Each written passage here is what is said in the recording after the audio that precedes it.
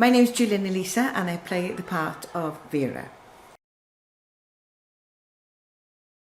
Vera is a trooper and, you know, she hasn't had children and that's the way it's gone, you know.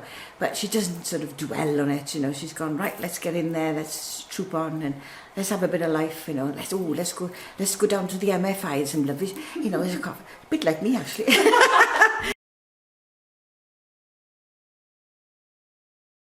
I think they would be, the audience would be carried away with the title first of all, Brassed Off, and they probably think, oh, this is going to be fun.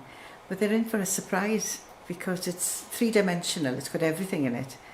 You've got the music, you've got an incredible story, and this fantastic, clever, subtle humour.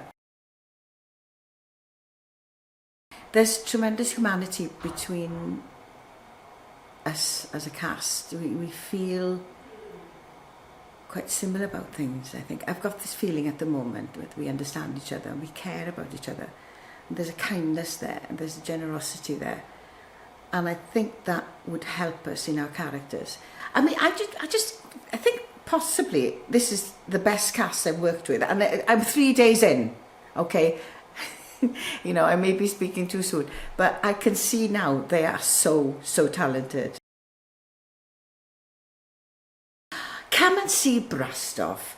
Not only you're going to have the music, which is probably the most talked about thing, but the actual story is fantastic. It's about a community that are trying to survive through the things that have been hit towards them. You know, the money thing, the strike that was in 1984, and now there's a ballot, and you know, it's all about the brass band trying to survive. You know, if the brass band goes and if the pit goes, you know, what have they got? What are they going to do? You know, it's their livelihood.